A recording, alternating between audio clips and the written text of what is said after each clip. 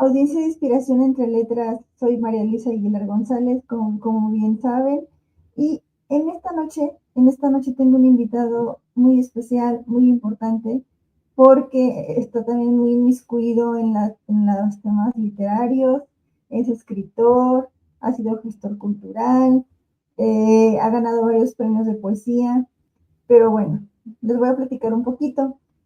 Jorge Sousa, poeta y doctor en lingüística.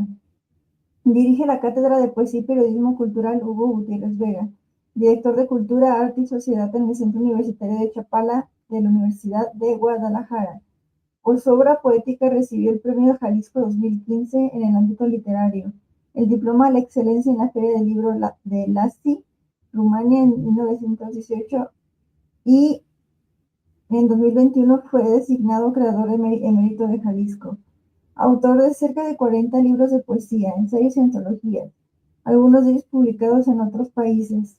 Muchos textos de él se encuentran en una treintena de antologías.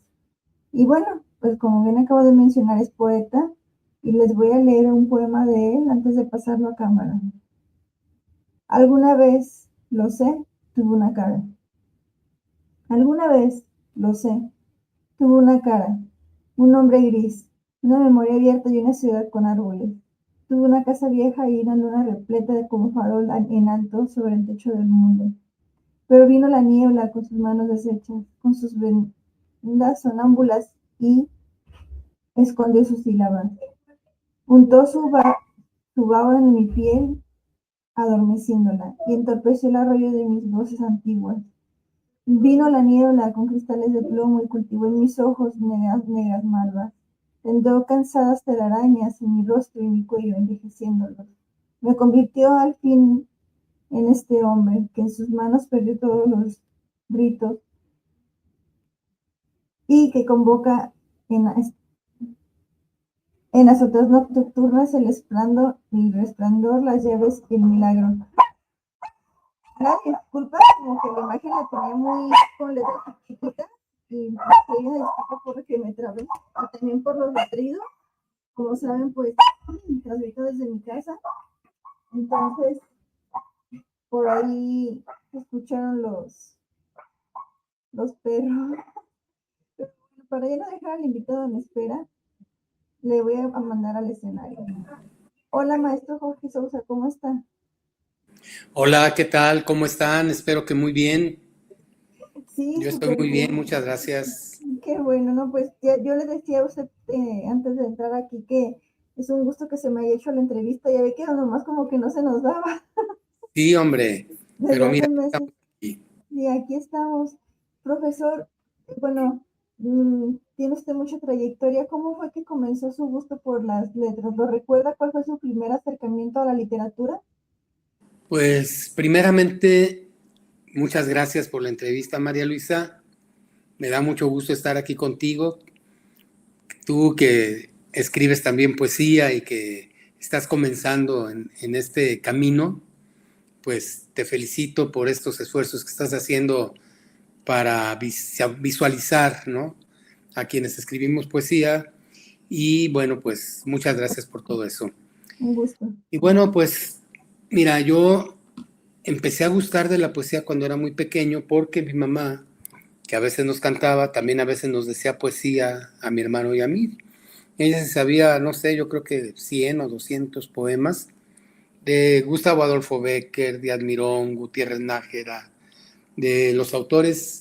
Amado Nervo le encantaba, ¿no? Gracia Plena.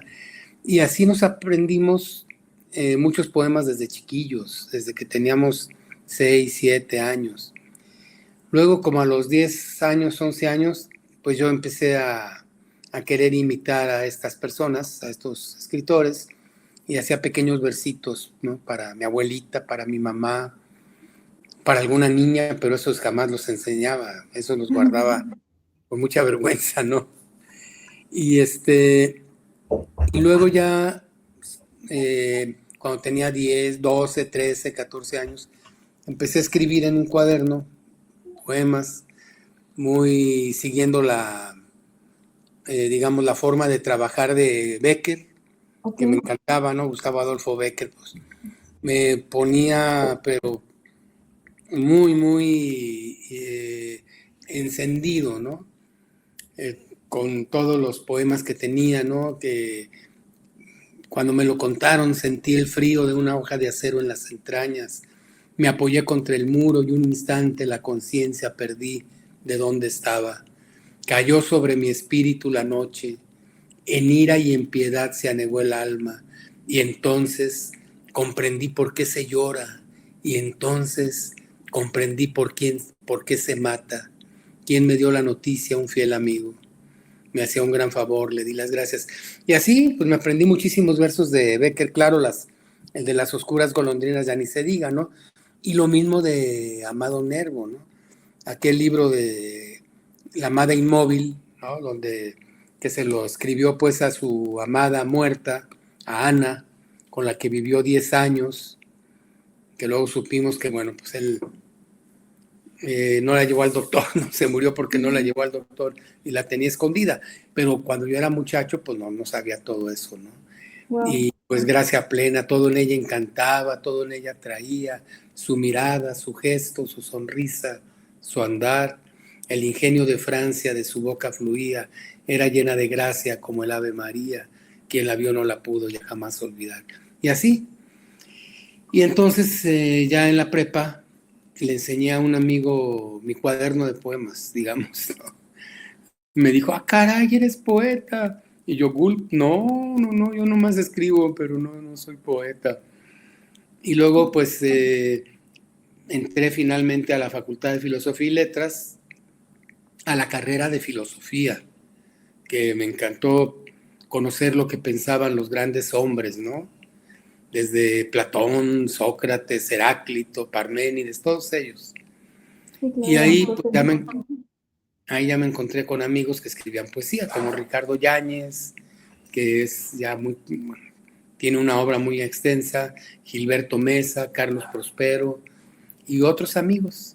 Hicimos un grupo de jóvenes poetas, luego vino el doctor Elías Nandino a dar cursos, a dar cursos no, a coordinar talleres literarios del Departamento de Bellas Artes, que ahora es la Secretaría de Cultura. Y ahí pues nos reunimos nosotros con Elías Nandino, él nos apoyó en el Heraldo, en Siempre, en el Excelsior, varios poemas. En fin, y no sé, a mí ya desde ahí ya me encantó escribir y la poesía. Ya en la Facultad de Filosofía y Letras, pues ya empecé a publicar en revistas de ahí, en revistas de la universidad. Tuve la super suerte de que cuando todavía estaba en la facultad, tenía yo 21 años, el doctor Muriá me llevó al Informador y ahí me presentaron al maestro José Luis Mesa Inda, que en paz descanse.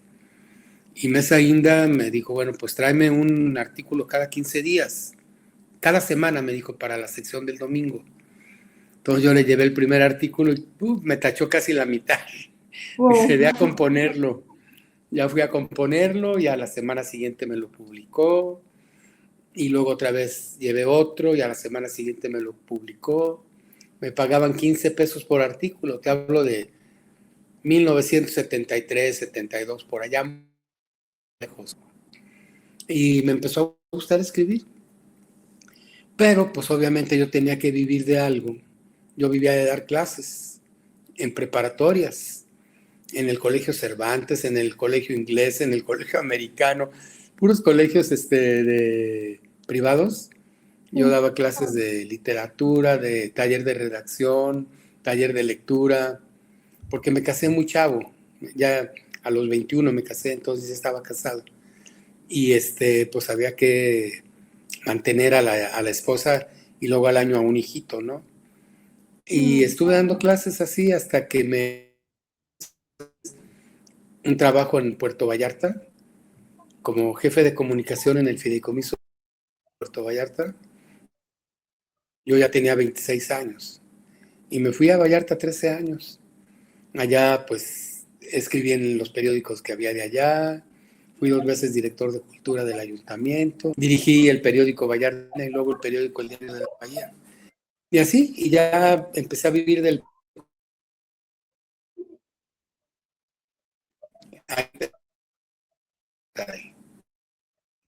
Se quiere trabar Y luego poquito la vine a la imagen. universidad. ¿Mm? Se quería ¿Cómo trabar un poquito la dices? imagen. Por un momento se trabó la imagen. La internet ya ves que A no veces no siempre es ayuda. buena, ¿no? Tiene sus No ayuda a ventajas veces. y a veces sus desventajas, ¿verdad? Sí, tiene sus ventajas. Y a veces pues sí es complicado. Sí, ¿Cómo ves, María pero Luisa?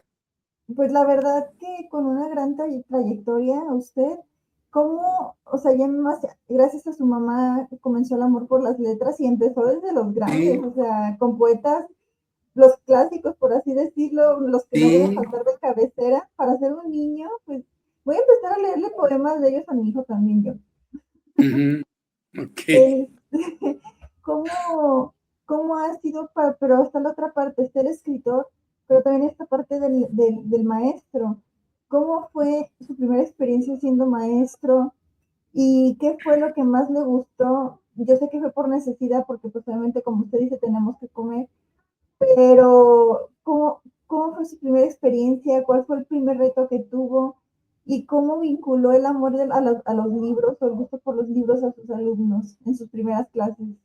Pues tuve la suerte de que mis clases eran, aunque eran muy variadas y yo daba clases de lo que fuera porque necesitaba ganar ese dinero, pero pues eran vinculadas con la literatura, casi todas. La primera, un amigo de la facultad que se llamaba Leopoldo Ontiveros, me la pasó. Era una clase de literatura hispanoamericana en lo que es ahora la Facultad de Turismo, antes era la Escuela de Turismo de la universidad. Esa fue la primera.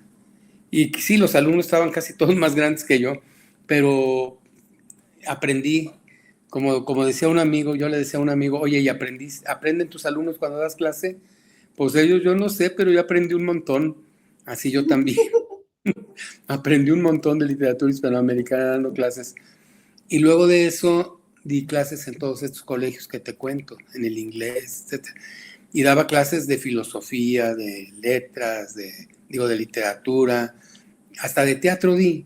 Pusimos una obra de teatro ahí del colegio inglés, ahí en la galería municipal, ahí en donde está el monumento a los niños héroes, hoy a las y los desaparecidos. Ahí Sí. enfrente está la galería municipal y ahí pusimos 2 obras de teatro. Y bueno, pues nos divertíamos. Y entonces todo esto era casi relacionado con las letras y me gustaba mucho, ¿no? Me gustaba mucho. Seguí colaborando en El Informador. Cuando me fui a Puerto Vallarta, ahí fui 7 años corresponsal del Informador. El jefe de corresponsales era Luis Sandoval Godoy, autor de como 100 libros de, de diferentes temas. Para mí un sabio, que también ya murió hace como 3 años, 4 años. Y realmente yo lo quería mucho, la verdad. De hecho, yo le hice el prólogo, me pidió que le hiciera el prólogo de su último libro, Ok. es La voz de la tierra se llama. Y bueno, pues una muestra, para mí una muestra de afecto, ¿no? Que me tuvo. Y entonces, pues, tuve buenos maestros, amigos luego, ¿no? Ernesto Flores, que dirigía la revista Esfera de la Universidad de Guadalajara, ahí me publicó 2 veces o 3 mis poemas a página entera, no, yo ya me volvía loco, ¿no? El maestro Rivas Sainz, que en su revista Suma me publicó, me dijo, deme unos poemas, porque nos hablaba de usted a todos, ¿no? Y yo le llevé poemas, dije, a ver cuál me publica. Me publicó como 7 páginas de poemas, ¿no? Entonces yo pues Oh, feliz, ahí volado. yo muy volado. Entonces ya desde entonces ya no me aparté de la poesía, ¿no? Y me acuerdo que había unos concursos del INJUVE, Instituto de la Juventud, y yo gané varios años los gané. hubo un concurso de la Universidad de Guadalajara de Juegos Florales, también me tocó ganarlo, en 1971, 70 por allá, cuando yo estaba de estudiante. Y bueno, le doy gracias a Dios, de veras, agradezco que mi vida haya transcurrido cerca de las letras, porque cuando me metí a la Facultad de Filosofía en la casa fue un escándalo. Mi mamá lloró, mi abuelita lloró. ¿De qué vas Querían a otra vivir? carrera, ¿verdad? Sí, Sí, es que yo me había inscrito en arquitectura qué padre, y me pero salí de arquitectura para meterme a filosofía. No, pues fue un escándalo ahí. dieron el grito al cielo, dijéramos en México. Sí, a mi mamá le dije en la calle y en la plena calle se puso a llorar. Ay, no, Sí. como por una obra de teatro, ¿no? Dramatizándolo.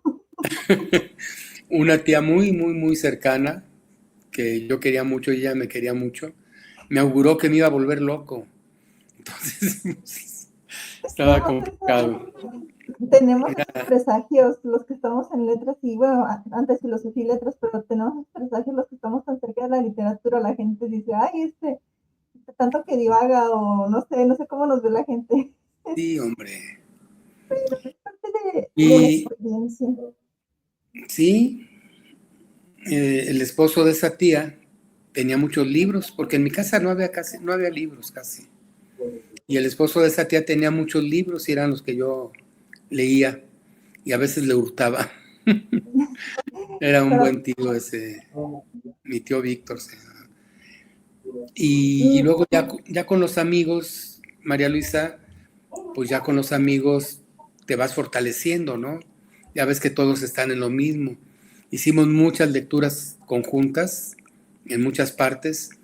Elías Nandino nos consiguió que diéramos lecturas todos los domingos, una vez en Ocotlán, una vez en La Barca, una vez en Chapala, y así en pueblos. Y el Departamento de Bellas Artes, ahora Secretaría de Cultura, nos pagaba 60 pesos a cada quien por esas, y nos ponía la camioneta que nos llevaban, y nos pagaba 60 pesos a cada quien por esas lecturas, que eran bien agradables, nos divertíamos mucho. Entonces, he tenido esa suerte, ¿no? De estar cerca de la literatura, cerca de la poesía, cerca de la palabra. Así es que después, muchos años después de estudiar filosofía, cuando ya trabajaba yo en siglo XXI, en público, me metí a una maestría en lingüística, ahí en la misma Universidad de Guadalajara. Y pues ahí entendí más al lenguaje, ¿no? La importancia del lenguaje. la semiótica y la comunicación que conlleva, ¿no? Así es. El lenguaje es el principal elemento con el que nosotros construimos nuestra representación del mundo. Entonces es muy padre eso, ¿no? Saber eso. Y luego de ahí, pues en la UNAM hice un doctorado en lingüística también. Y en los dos, tanto en la maestría como en el doctorado, estudié las estructuras de la poesía, ¿no? Con diferentes enfoques y sería largo platicar, pero pues obviamente eso me familiarizó más con el lenguaje y llegué a la conclusión que llegó Wittgenstein hace muchos años: los límites de mi lenguaje son los límites de mi pensamiento, ¿no? Entonces es una belleza todo eso, ¿no? Sí, a mí me llama mucho la atención, veo que de memoria se sabe varios poemas, yo mis respetos porque como que esa retención no la tengo, necesito recurrir al libro para poder continuar leyendo o para continuar, o sea, por ejemplo, me acuerdo mucho que me gusta Pita Amor y solamente me acuerdo de una parte que dice, como, eh, habla sobre su fuerza y la reconstrucción en ella. Bueno, yo Pita Amor la siento muy melancólica, pero también la siento muy romántica. Y pues al fin y al cabo, como estoy en vivo, no quiero hacer el oso de no recordar el poema, pero es de mis poetas favoritas y, y, y, y de sus poetas favoritos que usted conoció, ¿cuál fue el que más le gustó o que usted dice, no, yo siento que inconscientemente también agarré de su estilo de tal poeta, o sea, no sé. A mí me tocó leer mucho a Eliot Ok. y bueno, de los que me causaron impresión, a Pessoa, el poema aquel de tabaquería, ¿no? No soy nadie, nunca podré ser nadie, ¿no? Fuera de eso tengo en mí todos los sueños del mundo, ¿no? Que empieza el poema ese de tabaquería. O Rubén Darío, que es grandioso, ¿no? No con los poemas de Margarita, está linda la mar y el viento, tiene esencias sutiles de azar. No, con los poemas, por ejemplo, como ese poema que dice, dichoso el árbol que es apenas sensitivo, y más la piedra dura, porque esa ya no siente, pues no hay dolor más grande que el dolor estar vivo, ni mayor pesadumbre que la vida consciente, ¿no? Así empieza ese soneto. Y muchos, González Martínez también, y Hugo Gutiérrez Vega, que fue mi maestro, que fue mi amigo, y que sus poemas, pues, han causado, pienso que tengo alguna influencia de él, para nombrarte amor, para nombrarte, oyes amor, los pájaros cantando, ¿eh? No, es que los poetas son buenos. Elías Nandino, pues, que fue mi maestro aquí también, pues no mi maestro, porque no nos enseñaba nada, nada más entre nosotros mismos nos criticábamos, pero propiciaba, y eso era muy bonito, ¿no? El doc, le decíamos el doctor. Él vivió en México, estuvo allá con los contemporáneos, es de Cocula, y regresó acá cuando tenía 73 años, en 1973, nació en 1990, y pues aprendimos mucho de él como ser humano, ¿no? Igual que de Hugo Gutiérrez Vega, un hombre digno, un hombre con un gran corazón. Ernesto Flores, ¿no? Ernesto Flores.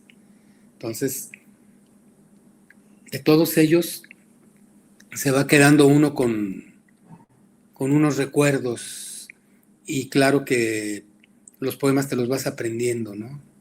Yo me acuerdo, digo, poemas que de muchachito, de muchacho, ni una palabra de dolor blasfemo, sea altivo, sea gallardo en la que.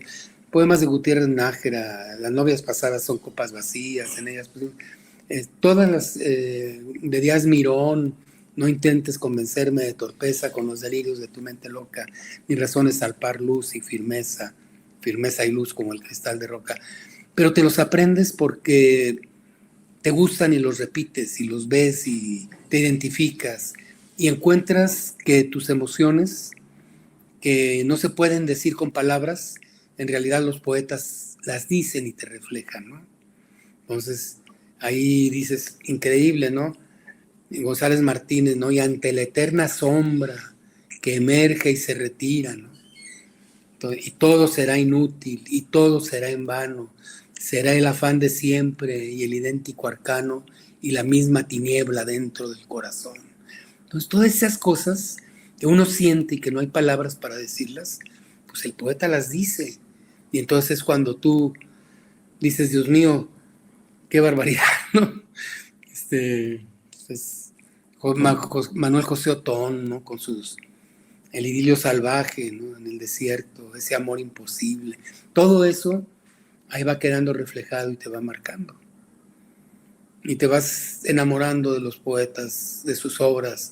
Gutiérrez Hermosillo, dices que murió a los 29 años, man. López ¿Cómo, cómo Pérez, dejan su legado, verdad? dejan su legado, María Luisa. Dejan Y un legado que nos marca. sí, de hecho, a mí me encanta José Luis Borges, a mí me gusta mucho Borges, y lo que quiero mencionar es que tiene un libro que seguramente usted conoce que se llama La historia de la eternidad.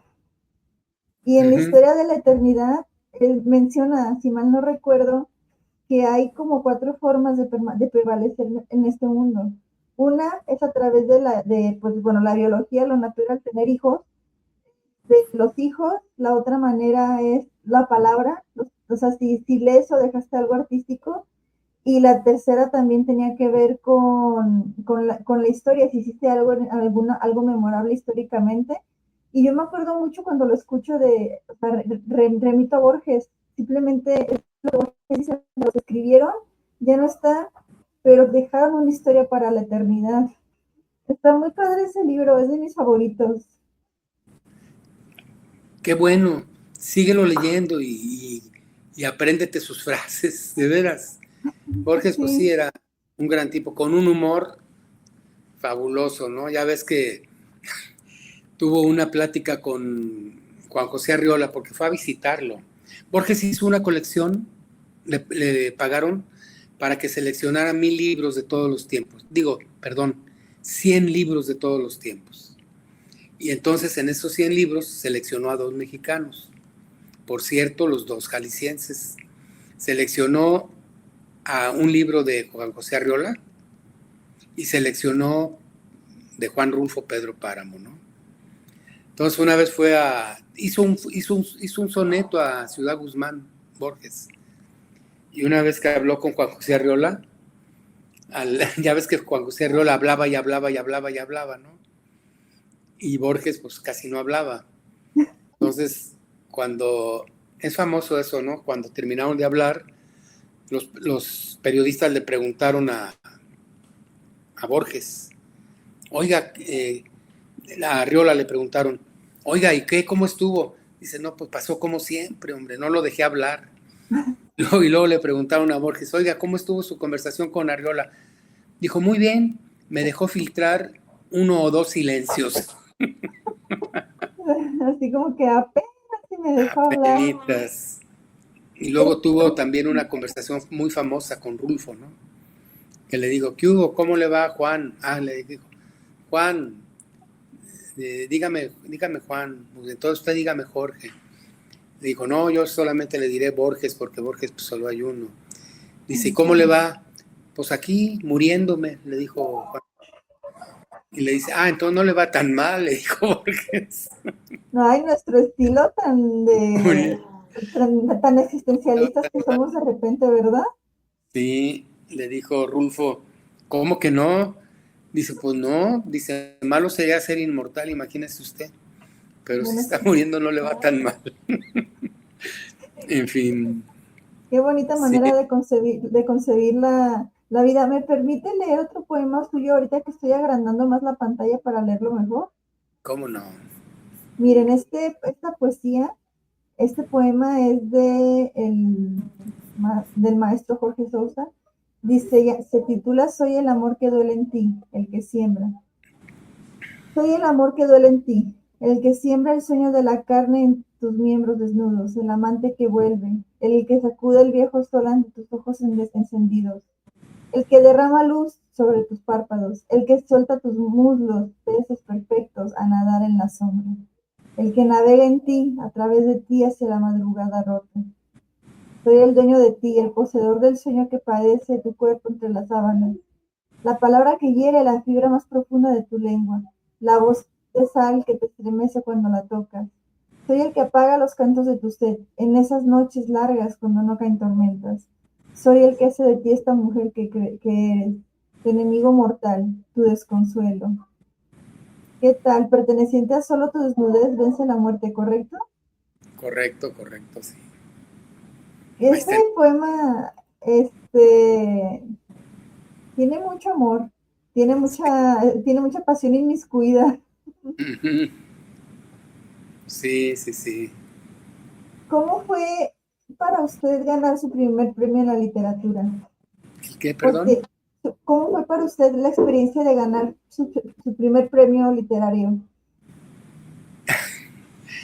Bueno, el primer premio que gané fue cuando yo tenía como 18 años, 19. Hubo un concurso que se llamó el Festival Nacional de la Palabra, que hicieron en Guadalajara. Y entonces mandé unos poemas y lo gané. Y eran creo que 5,000 pesos, que la verdad para mí eran un dineral. Fui con todos los amigos del barrio a la premiación. Fue si no me equivoco, fue en el Hotel Hilton. Y había mucha gente porque los organizadores eran gente de muchos grupos, pues. Y me dieron mi dinero. Un amigo mío me prestó un saco largo de terciopelo verde, así es que iba yo con mi greña porque tenía pelo largo, con mi saco de terciopelo verde, me dieron mi dinero, invité a todos mis amigos del barrio a comer pizzas a un restaurante que se llamaba Benitos, que creo que todavía existe, Sí. nomás, creo que está en otra parte, y pues felices. Ese es, esa es una de el primer premio que gané, pues muy felices. Y luego después de ese gané el de la universidad, los Juegos Florales Universitarios, primeros Juegos Florales Universitarios. Y también me dieron, no sé, como 10,000 pesos. Y también invité a mis amigos a... ¿A comer Esa pizza? fue, no, esos fueron a la nevería de Lafayette. Ah, ok. Había en Pedro Moreno y Chapultepec una nevería que se llama Nevería Lafayette. Estaba bien, ahí íbamos diario casi. Entonces, a tomarnos una Fanta o un café porque no teníamos dinero para más. Y muy bien, estuvo eso. Esos fueron los ¿Cómo, primeros. cómo ha sido su experiencia desde el momento en que llegó a ser director de Cultura, Arte y Sociedad en Chapala, en el Centro Universitario de Chapala? Acá en Chapala, bueno, ¿Qué tal la experiencia? me tocó ser 10 años director de literatura de la Secretaría de Cultura de Jalisco. Ahí estuve 10 años, fíjate, en el Exconvento del Carmen estaba en la oficina. Y bueno, pero yo pertenezco a la universidad y doy clase en la universidad desde hace 33 años. Entonces ahora que pusieron un nuevo centro universitario acá en Chapala, la rectora, la doctora Patricia Rosas Chávez, me invitó, me ha tenido fe, me invitó y acepté y estoy muy contento acá en Chapala.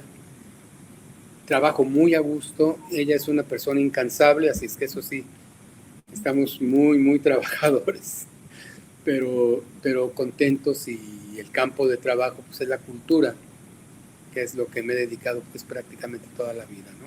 Que es a lo que va la siguiente pregunta. Su experiencia como gestor cultural. No es fácil ser gestor cultural. No es fácil porque uno tiene que estar revisando lugares, tiene que estar revisando disponibilidad,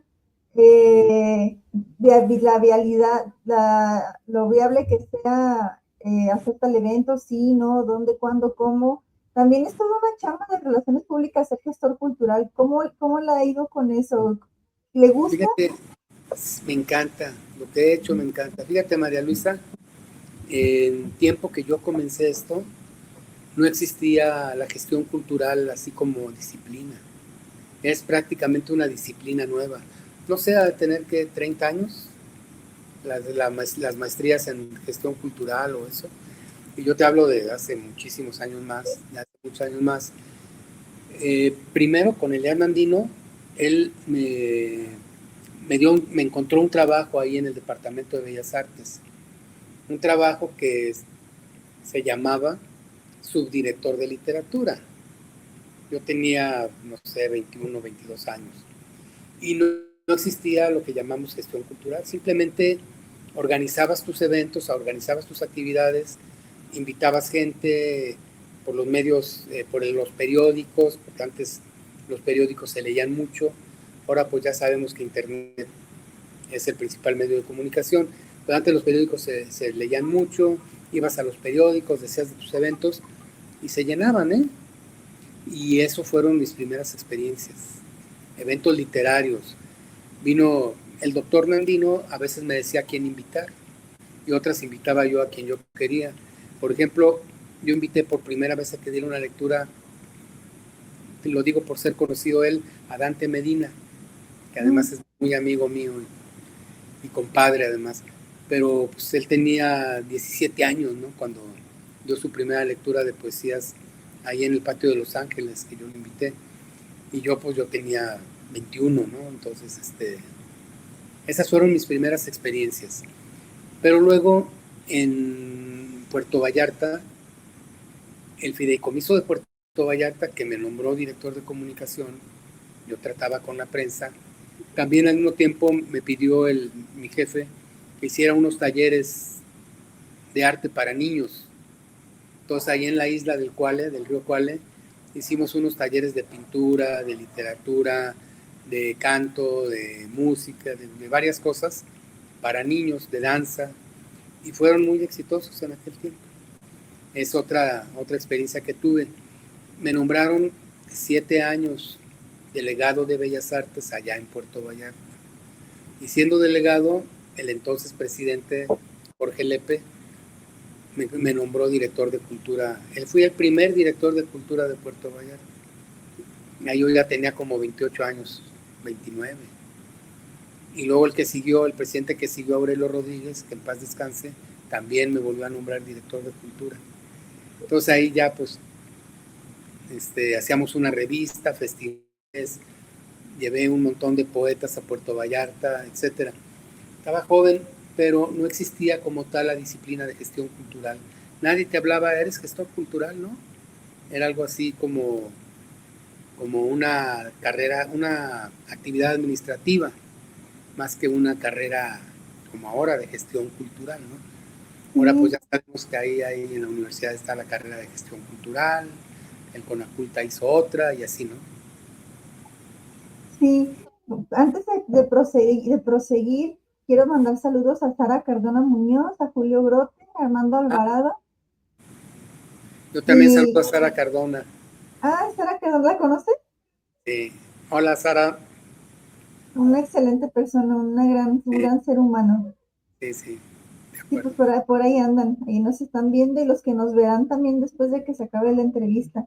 Ya encontré, no me quería quedar con la espinita, ya encontré exactamente la estrofa de Pita Amor, pertenece a Yo soy mi casa, y dice, escaleras sin peldaños, mis penas son para mí, cadenas de desengaños, tributos que al mundo di, tienen diferente forma y diferente matiz, pero unidas por los años, mis penas o mis engaños, como sucesión de daños, son escaleras en mí. A mí me encanta esa estrofa. Me encanta porque habla como de una parte de, en lugar de victimización, como una reconexión a través de las experiencias.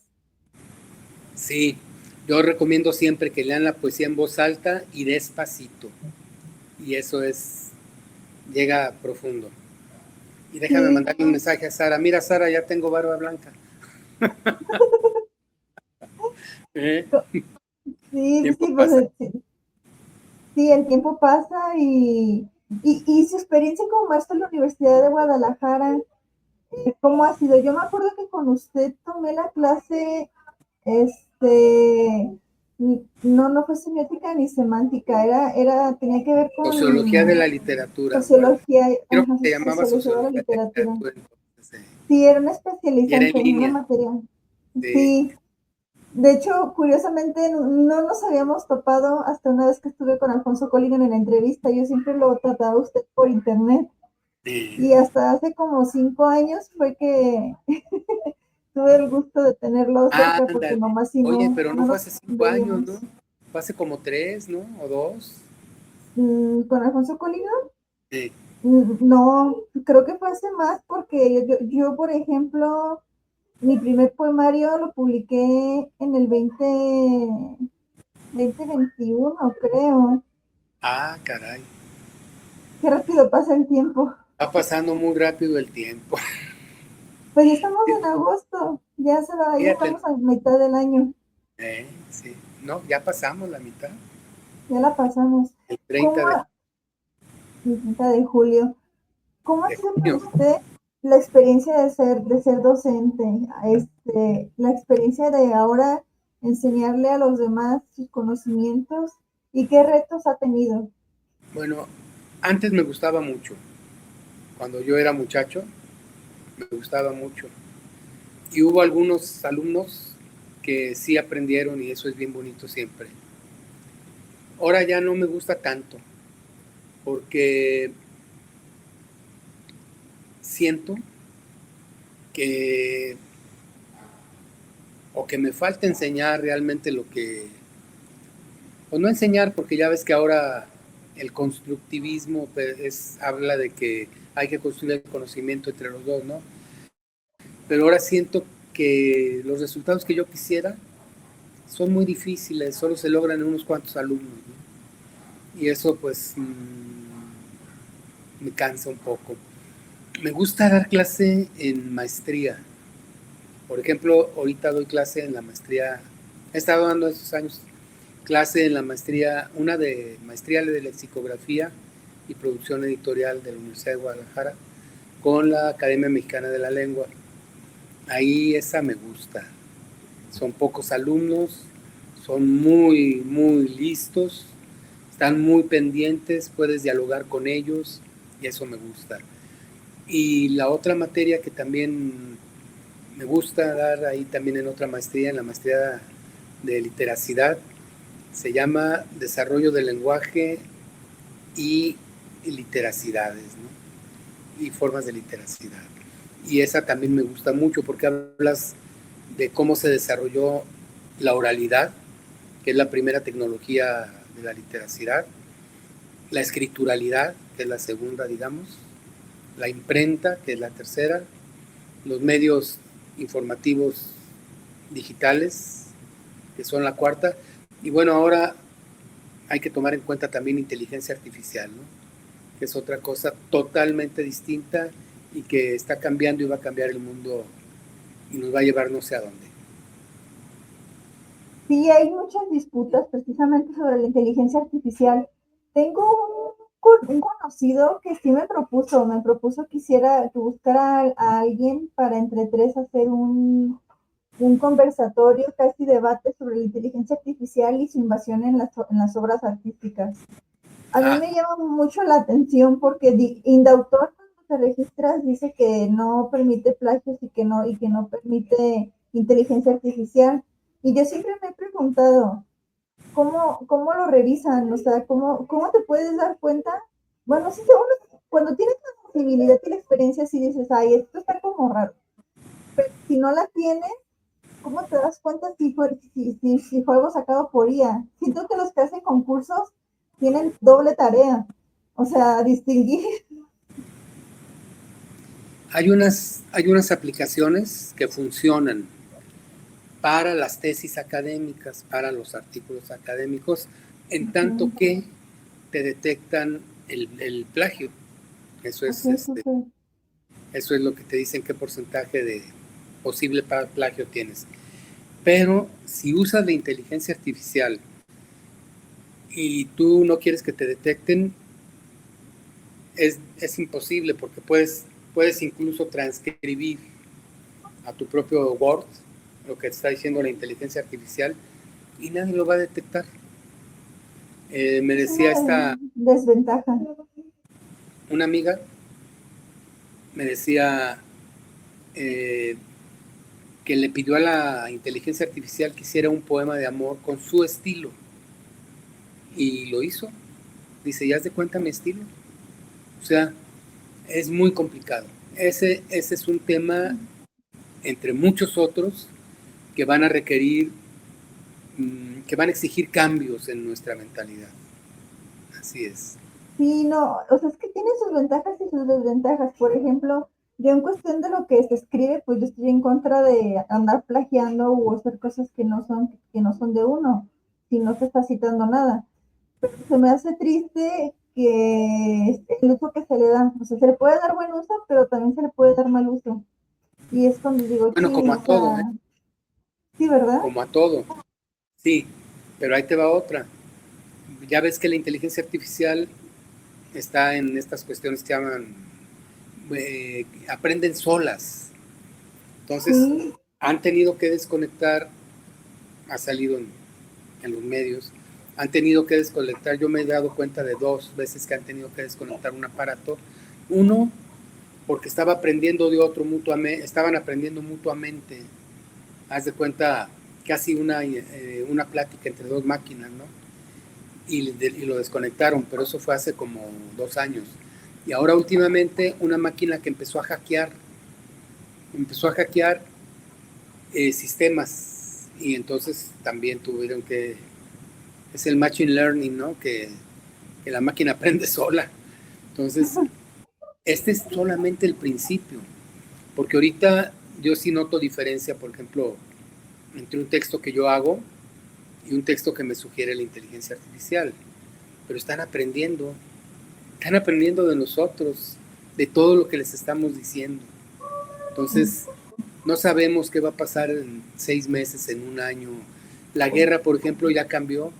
Ahora la guerra se realiza con inteligencias artificiales. La forma en que mueven los drones, ya no son los aviones aquellos que costaban $200 millones.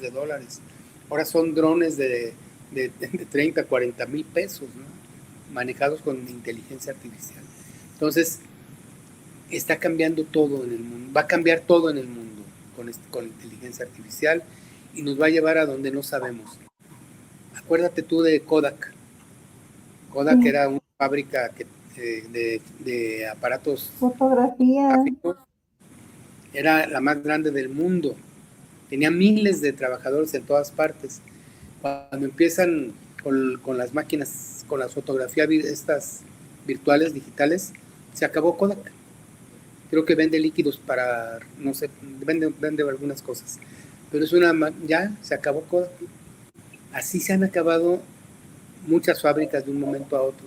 Y con la inteligencia artificial se supone que en 2030 casi el 50% de los empleos van a desaparecer. Con inteligencia artificial, ¿para qué quieres? Mira, hace 6, 7 años estuve en una conferencia con un experto que llevó precisamente la rectora Patti Rosas, ahora rectora.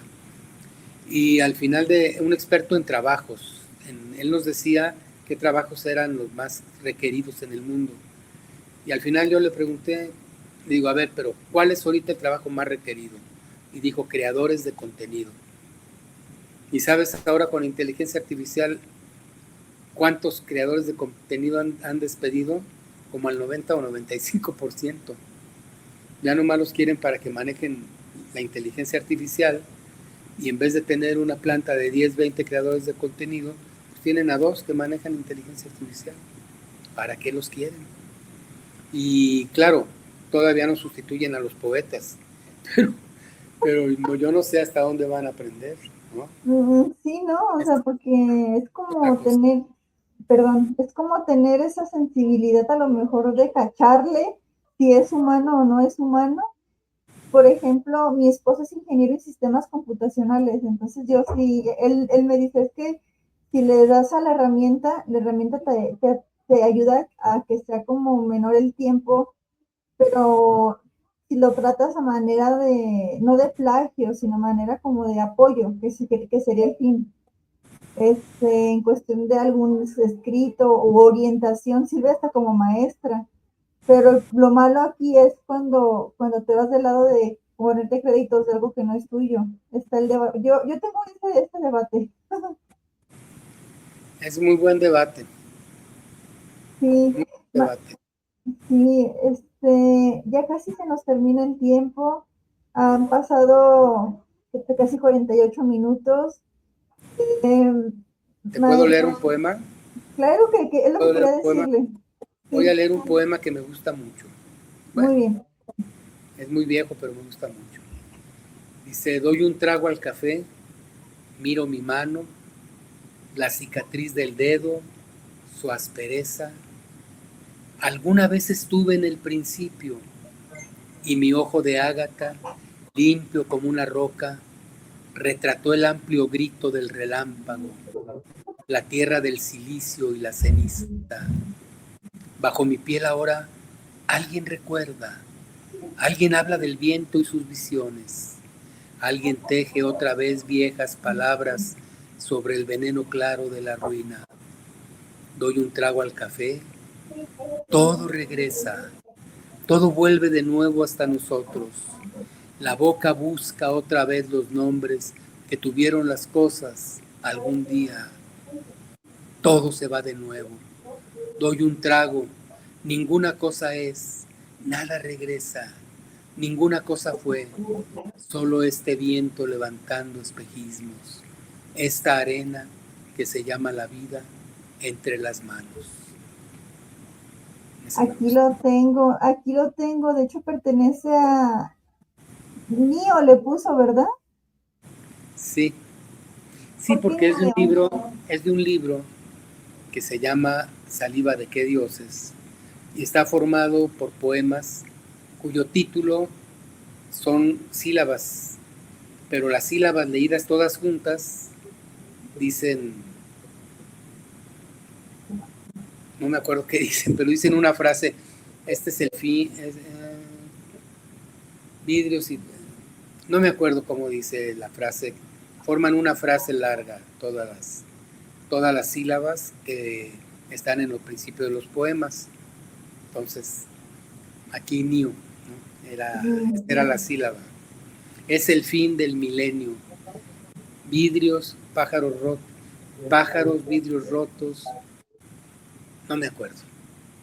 Pero es el fin del milenio. Ahorita con el Niu, ese es el Niu del milenio. Sí,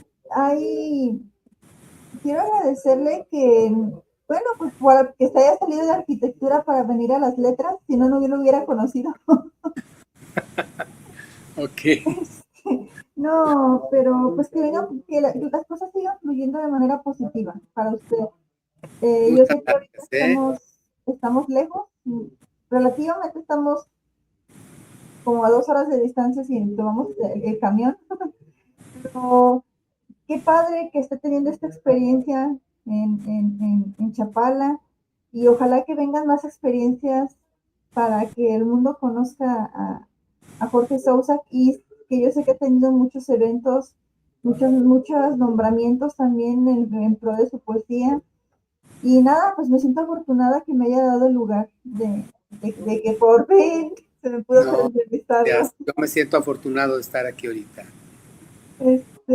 Maestro, ¿algo que le gustaría decir a la audiencia que vaya a escuchar o está escuchando en la transmisión? Bueno, escúchense a sí mismos. Estamos en un mundo en donde siempre hay ruido y en un mundo en donde siempre hay distracción. Y los momentos de silencio son muy pocos. Hay que escuchar el silencio, como diría Luis Villoro, el papá de Carmen Villoro, mi amiga, ¿no? La poeta, el filósofo Luis Villoro. Hay que escucharnos a nosotros mismos, como dicen también las doctrinas orientales. Es en el silencio, en ese umbral, donde habla la voz interior o Dios, ¿no? Entonces yo diría eso, tómense un respiro del ruido. De hecho, respiren. Y vamos muy rápido, ¿verdad? A veces. Sí. Me parece que vamos corriendo, está contra reloj la vida a veces. Sí, hombre, está muy complicada la vida, sobre todo para los jóvenes, con tanto ajetreo y todo tan caro, caray. Tienen que trabajar los dos y, bueno, en fin, es muy complicado. Conseguir una casa es difícil, las rentas son altas, comprarla es casi imposible ahorita y está muy complicado. Pero bueno, tómense ese espacio de silencio y vívanse. Y si oyen palabras, escríbanlas, eso es poesía. Sí, dejemos un poquito de nuestra esencia en la letra. Así es. Maestro Jorge Sousa, ha sido un gusto estar con usted en este programa, en entrevista con María Luisa y para Inspiración entre Letras. Nada más que desearle buenas noches, que mañana tenga un día fructífero y que todo siga bien. Muchísimas gracias, María Luisa. Ha sido un gusto estar contigo. Gracias, profesor. Entonces, audiencia, Inspiración entre Letras, él es Jorge Sousa, escritor, director, promotor. Así que una estuche de monerías, dijéramos los mexicanos. Pues nada, hasta pronto, audiencia. Muchas gracias. Sí, cuídense mucho. Hasta pronto.